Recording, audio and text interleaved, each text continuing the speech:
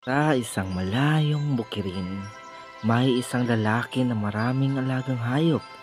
Pato, manok, bibe, aso, pusa at gansa. Isang araw, nakita niya ang isang pugad na may gintong itlog.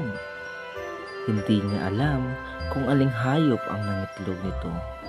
Kaya inobserbahan niya ang mga ito. Hala, sino kaya ang nangingitlog ng ginto?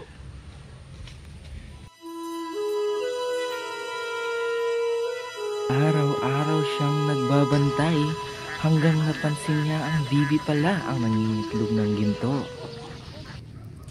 Natagpuan din kita. Hindi na kita papakawalan. Dahil dito, ibinenta niya ang mga gintong itlog at bumili ng maraming gamit. Pero nang may ibang tao ang humiram sa kanya ng kagamitan, Pwede ko bang ramang gamit?